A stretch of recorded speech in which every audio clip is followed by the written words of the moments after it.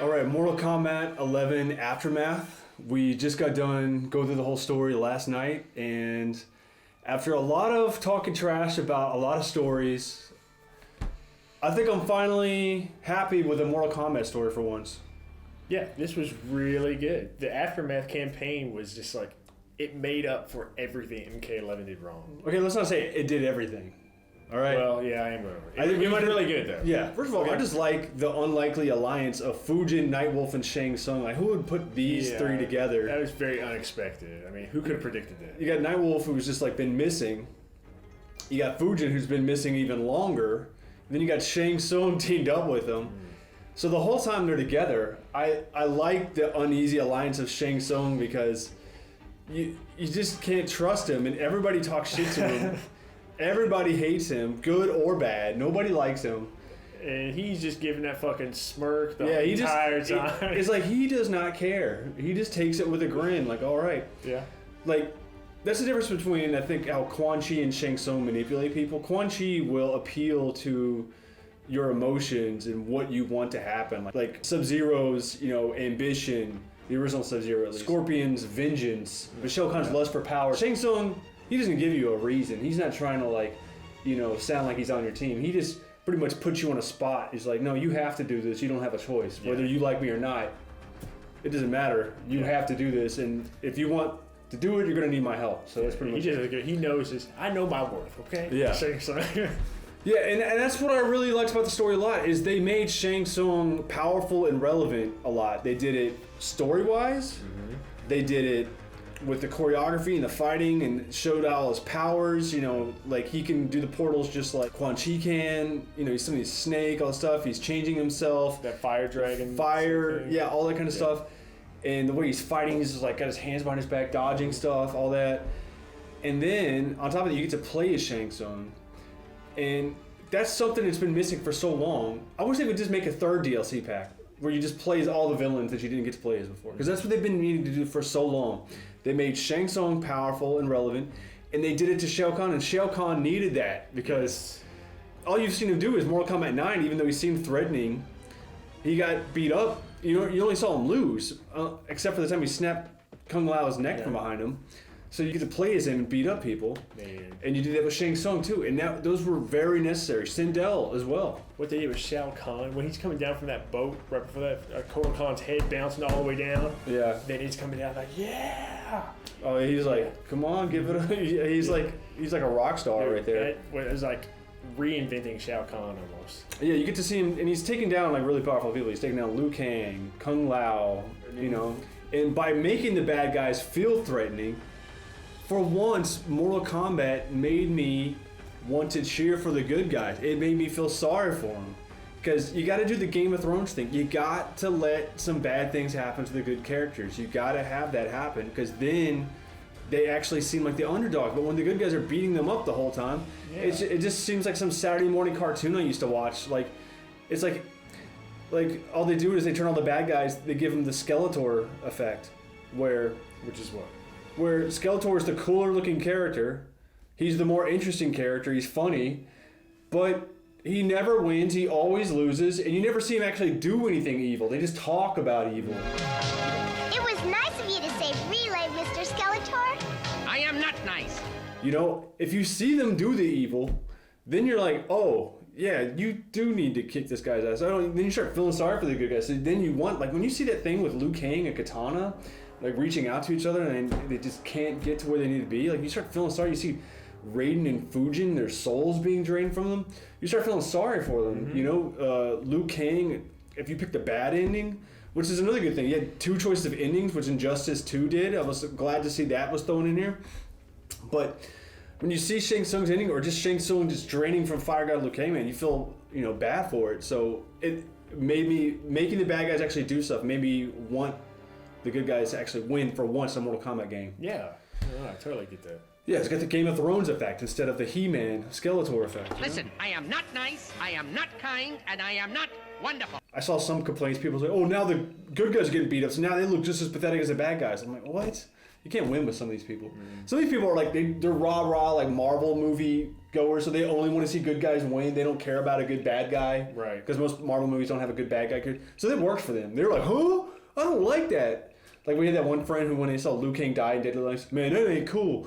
Oh, you know? Yeah, man, that's fucked up. Yeah, you don't like any kind of like deviation in like the standard like by the numbers storytelling. I don't get that. Right. No. It's too predictable. Predictability is not fun. Yeah, I mean that's why people gamble. You know? I don't know, man. You want to see something? I don't know. Some people just want to turn their brains off and eat some like fucking macaroni or something. I don't know. When I finally saw Cassie and Sonya and Johnny, I love they got beat up. Try that on me. B, I love that they were in it so little. Look how much better a Mortal Kombat story is with just a sprinkle of special forces. They are the most boring aspect of Mortal Kombat. I know sometimes storylines feel like they need to throw some real world type of characters to show, oh, this is what it would be like if I was there. Now I see what's going on. So this is Outworld, huh? Explain it to me. So you can get some easy exposition, right. Like they're explaining it to the human character, but then they're really trying to explain it to the people watching. Right. I don't need that much of that. All right. I don't need all that. It's not that interesting. It's just boring. Like, yeah, that was the problem with Mortal Kombat X. It was too much special forces. Yeah. That was much better. I know Scorpion Sub-Zero didn't get a lot of time in it. Mm-hmm. You know, that was kind of bad, but you know, this was about a lot of the newer characters, the DLC characters, and you know, a lot of more Outworld stuff. So I really enjoyed that. Well, I didn't think anything about Scorpion Sub-Zero having much to do with it. Yeah, good or bad. No, they didn't get a lot, but I loved Cassie getting beat up. I love that. Collector. I mean, even though the Collector didn't get to do a lot, I like that they showed him like killing some guys in the background to kind of establish he can kick some ass. You know, some background. It'd be cool if you got to see him at least beat up one other Mortal Kombat character, but you can see him easily killing people, doing all that kind of stuff. Yeah, he's not to be fucked with. Not by a civilian, at least. All right. Yeah. They did it in a way to where even if you're going to be beating these bad guys, it made them look like they put up a little bit more of a fight. Like Noob Saibot, at least looks like he almost takes down Fujin. You know, Garrus, it looks like it takes 3 of them to take him down. Instead of just like getting, because he's gonna lose 2 times in the story, so at least like let him put up a fight. Especially because Shao Kahn beats the shit out of him. I like how Shao Kahn just always calls SINDEL wife. Looks like a caveman. Wife, I have missed you, dude. So this entire time, she was never bewitched by Shao Kahn. I mean, I guess she was. She was more subservient. I mean, I'll talk about the bad stuff about that later. I like that she's always been bad because I don't really like when characters bad just because they've been possessed. I like that they're bad of their own will. Mm-hmm. Oh well, if because I feel like it makes it Jesus weaker. Christ, yeah, she like didn't care about her ex-husband. Says fuck you to her daughter. You know.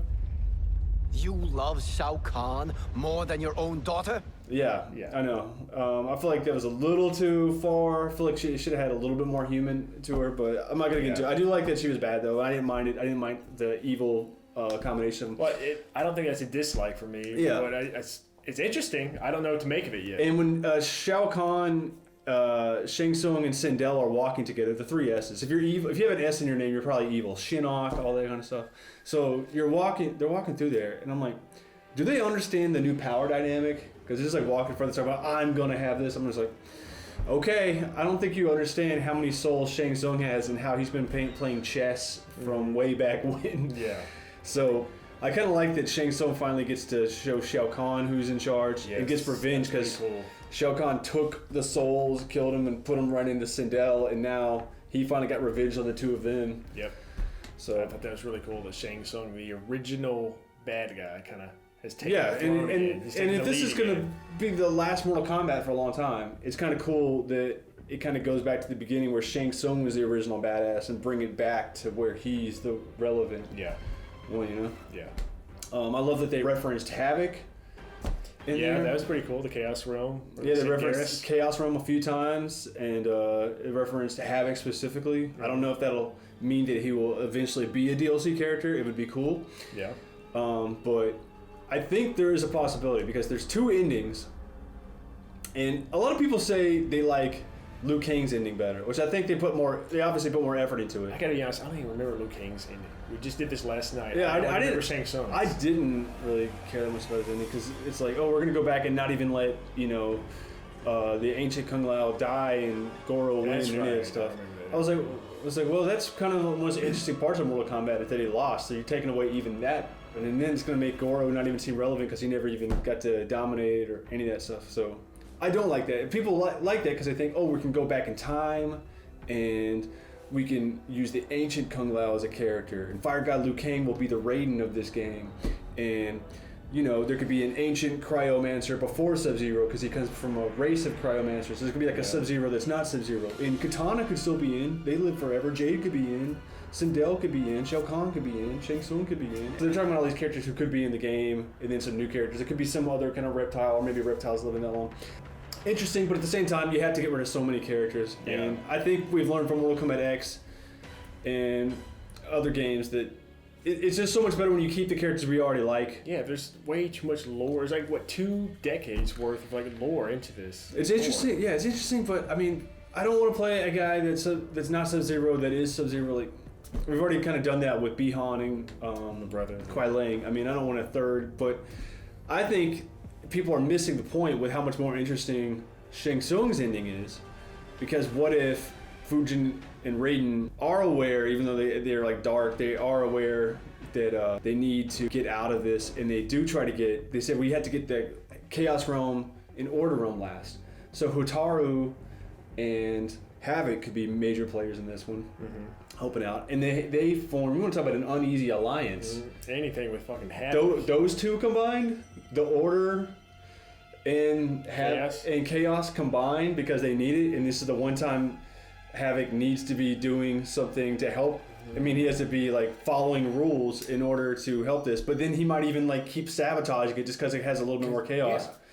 Yeah. Man, that's an interesting setup for him. So I think that's actually the more interesting story. Yeah. And they got a Dark Raiden, Dark Fujin, and maybe they're trying to help them become undark, or maybe they know they're just faking dark to go under Shang Tsung, and they're trying to like lead Shang Tsung astray. It's like, hey, we need some souls to help with this, and they're tricking them, and then you could be like, they could be trying to resurrect some of the souls that Shang Tsung took from underneath them, and it could add more characters into it. So I think there's a lot of interesting ways with that. Man, yeah, you thought a lot about this. No, not a lot. I just instantly came to me because I always think like the darker thing is more interesting than that one, but I don't know. I think that's what makes good plots. Yeah, so everybody's saying they're probably going to go with Liu Kang's ending if they're going to go with an ending, but I think it could go. But it doesn't even matter. If we've learned anything from the endings of these games, they don't make sense for the last one.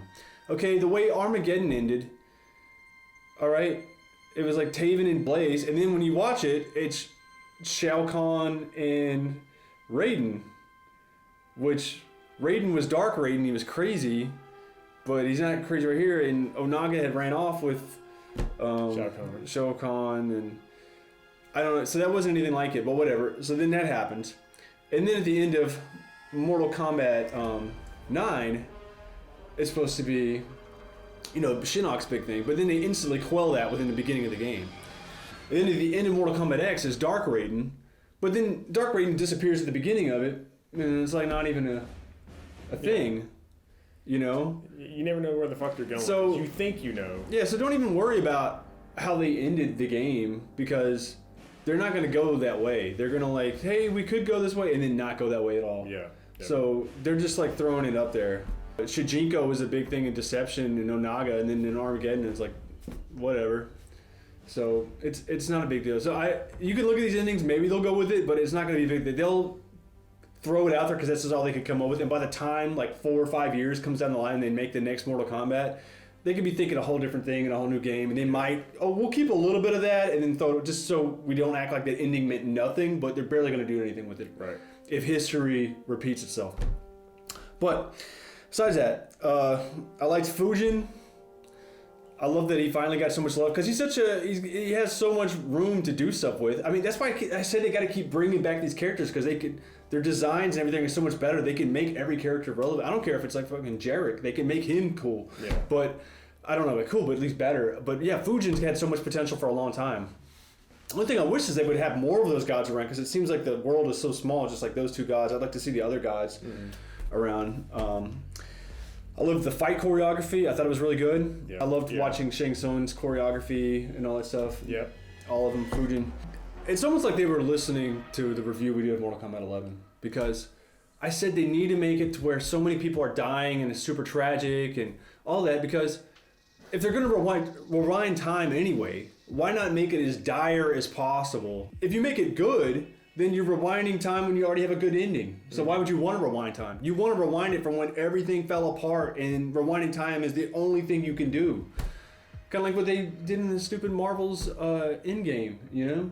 Infinity War, everything went bad, so they had to go back in time to fix it. So, you know, why would you rewind time if it was just, it's not that great? I like that they brought how SINDEL and SHEEVA had, you know, a bodyguard attachment thing. Mm-hmm. I was hoping they were going to bring that up, and they did. And it was a strong part of the story, actually. Yeah. So it wasn't just like, oh, she's queen, she doesn't remember that never happened, or I don't really care about that. No, that was, she's like, even though I'm queen, I'm still, you know, have a blood pact with her. Her truce goes a long way. And I love the way Shang Tsung, you couldn't tell when he was going to, like, you know, pull the pin. Like, when he has the crown the first time, he, you know, gives it back. Yeah. I will instruct you on how he's acting so good. And then I love the twist when he does have it. It's Raiden. Like, you figured out, like, right. It's like, oh, that's Shang Tsung. Mm-hmm. You know? Yeah, we must share this person. Yeah. I saw this comment somebody said on YouTube. It's like, you know that wasn't Raiden, because the real Raiden never takes that hat off. That's true. Put that crown on. That's true. I think it was pretty cool. I have that little bit of beef you saw between Shokin and Tarkatan talking to each other. You know, we are equals now. That's kind of cool. They didn't put a whole bunch into that, but like it just shows like they put that little bit of effort into like some characters. Well, I like they said that Baraka isn't just some dumb hinge, like he was smart enough to tell Shang Tsung was going around, which is actually a throwback to his Mortal Kombat 9 ending when Shao Kahn was giving orders and Baraka stabs him, and then it turns out it was Shang Tsung because Baraka could tell. So it was a throwback to that. Yeah, you know? That was really cool how he did that. And he's like, oh, you Shang Tsung. He just stabbed him. He's so bold to do that right in front of everybody. Yeah, and there were some tough choices in there, like when Shang Tsung is so badly burned and like dying, he has to take Nightwolf's. Yeah, the Nightwolf Revenant. Right? And then the Nightwolf's watching the Revenant version of him that he would like to heal, and he can't do anything about it because he knows he needs things and food to stop. So I like difficult choices. That's what makes character. You gotta have difficult choices in there, bad things happen, and good twists and stuff, and it makes a much better story. Yeah. So I liked a lot of it. Now I'm going to talk about some stuff I didn't like, unless you got some more things you want to say. We pretty much covered all the likes. Okay. Yeah, go ahead. I think they made Chronica seem very weak. Like, you already see her get beat the first time, and this time she gets beat again a lot. You're just seeing her you get beat up by all the guys right there. I mean, she's getting teamed up against like 1-on-4, but it shows how like vulnerable she is. But do you feel like it's kind of they actually like know her weaknesses at this point and know how to attack her? Yeah, even with that though, you're still not seeing her do enough damage for a threat. I feel, and her minion like Cetrion, man. I feel like they were gonna do some more for some of these new characters they introduced, but they didn't really do it though. Like I said, like Collector's got that one match. Cetrion, you just see her get beat, you know, and they talk about how powerful she is. They bring it up, how it takes a lot to do it, but then when you only see them achieving it, like, it takes a lot to, you know, send somebody off to the moon with a rocket, but if you just sit there and watch it and you never see any of the failures, if all you do is watch the one time it happened, then it doesn't seem as difficult. Right. You don't understand the work that goes into something. So that's what's happened with Cetrion. So I feel like they could have shown her being a little bit more powerful. Garrus, they did okay with Garrus. Like I said earlier, I thought SINDEL was a little too. They should have shown her like. I mean, she didn't want to kill Katana. She wanted to keep her in the thing, but it should have looked like it was a little bit harder for her to do it. Yeah, dude, it's just a little too easy to be like, you know. Yeah. She was like enjoying being evil. Like it got a little cartoony with that. Katana's weak because he didn't kill him. Shao Kahn's strong because even though he lost, he would have killed her. I'm like, what? All right. But these are nitpicks. Like, it's good if what I'm complaining about is nitpicks. So with SINDEL, one of the biggest problems I find is, so the original timeline, Quan Chi resurrects SINDEL so that Shao Kahn can invade, because SINDEL killing herself, she did it to stop Shao Kahn from invading Earthrealm. So before, she was like a martyr to help a realm she doesn't even know, because she doesn't want what happened to Edenia to happen to Earthrealm. Yeah. In this one, Quan Chi killed her because SINDEL was distracting Shao Kahn. I don't know if they were having too much sex, or she was stopping him from making really bad decisions, like the one he makes right there. Yeah. So why would Quan Chi, if to help Shao Kahn invade, she has to get SINDEL away from there. Why would he kill her right out there in the first place? It's like, okay, what I'm going to do is I'm going to kill SINDEL here so Shao Kahn can invade, and to get Shao Kahn to invade, I'm going to get her back out of there. Unless there was like a plan just to make it seem like an obstacle so he doesn't do it right there. I don't know. They can explain anything. They'll make some kind of weird, oh, this is why he did it. But right now it kind of takes away from the former way it happened. I don't know. Things get really convoluted, if you haven't tell, by alternate timelines, different dimensions, traveling in time, resurrections, and clones. Things get a little confusing sometimes. And not to mention all the retcons. Oh, wait, we used to say this character did that. Well, no, now it's different. So, well, that's are Fujin and Raiden brothers now? Like, yeah, that wasn't a thing in the past, though, was it? If it was very understated. In Mortal Kombat Mythologies, like he explodes, with bones going everywhere when you beat him. So, and they make some reference to that in this game. I don't know what they said was the excuse for something, because him and Noob Saibot, the original Sub-Zero, they say something between each other about that. Well, like right before they fight. Yeah. Or something. Shang Tsung could have hidden his motive more. He could have been a little less. He could have tried to see look, I'm not saying that I'm a good person now. I almost kind of wanted you to trick yourself into almost thinking that he's good now, to do so many good things. Oh, maybe I'm an idiot, maybe I don't. You almost trick you into believing in him and rooting for him, and then pull it off. But you almost kind of knew it was going to happen the whole time. I just feel that's normal at this point. It's that's who he is. It's even in the past games, what's that where Quan Chi's listen, we are all treacherous by nature, but we need to team up for right now. Yeah. What I would have liked to see is some more cameos. I would have liked to see Havoc or Smoke or Rain or Quan Chi or somebody that you didn't get to see in the story, at least walking around kind of like how you did with Cyrax and Sector in this game. Yeah. In Mortal Kombat 11 base game. I would have liked to see Devora get killed or something, because she's always getting away with killing people, but she never gets killed. She kills Scorpion, Melina, Baraka. She just gets away. So I would have liked to see that. I would have liked the minions to not get beat up so easy, like the cyber ninjas. I'm like, man, if they get killed that easily being cyber ninjas, what's it like when they're normal ninjas? Right. Yeah. I would have liked to see that better. It was kind of funny when the Special Forces versus the Kwatan, it's like bullets versus people with 4 arms. Yeah, I know. It's run up there.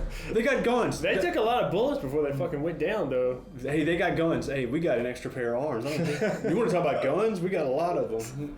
I would have liked Noob Saibot to have some other lines. I think he's got one line. It's don't give most of the lines to Jax. He got all the lines in the last game. Let Noob Saibot talk. R.I.P. Kotal Khan fans, because he did not get done very well in this. So if you thought that he hadn't been treated that well in Mortal Kombat X, where he got beat by Kung Jin, Mortal Kombat 11, what happened with a broken back, you're not gonna like this. Yeah. But it's almost like all their new characters, they're just they just let them get beat up or thrown away. And I think it's just the premise is funny unto itself. It's like a sketch, because the beginning of it, it's just after all that ending. Imagine if you're just watching that whole story right there, and then it doesn't end right there, right when you think it's about to end. Wait, before you doom us all. And then you say, Shang Tsung? Okay, then after you beat this game, all right, now it's wait, hang on, Quan Chi? Quan Chi comes in for 2 extra characters. Going another person. Yeah, you beat it all right, now we're hold on, no. God damn. Who is it? Oh, Naga? You don't know what happens. All right, if anybody has anything to say it now. Or I'm going back in time. Nobody? All right, hold on. Mocap! Mocap and Meat and Jarek walk in. We're going back into the timeline and fixing it to where we're not the worst characters. I'm not saying we're going to be the best, but we're going to be okay. All right? We're going to give Meat some skin and a name. We're going to give Jarek a personality and better facial hair. A better haircut. Mocap, we're gonna work on. We don't know what we're gonna do with you, but we're gonna fix that. All right. So, out of a 10, what would you give this story? Let's go with 8. I'm gonna give it an 8. That's exactly what I want to give it. I almost want to give it a 9, but I felt the same way. That's what I was debating. I almost want to give it a 9, but I know there's so much room for growth. Yeah. There's a lot of things they could do better, but it's really good. So I'm gonna give it an 8. 8 is good. Definitely worth it. Buy it, play it. Great. Yeah, besides that, all the content you get, the costumes, the characters, the levels, and all that kind of stuff. 8, that's maybe the highest rating I think I've given one of these stories yet. I'm not sure. But I'll have to go back and watch my videos. I'm a big fan. So anyway, guys, that's our story review. For now, we'll be doing more, so keep up with that. It's the Super Farmer Brothers, and we'll check up on you next time. See ya.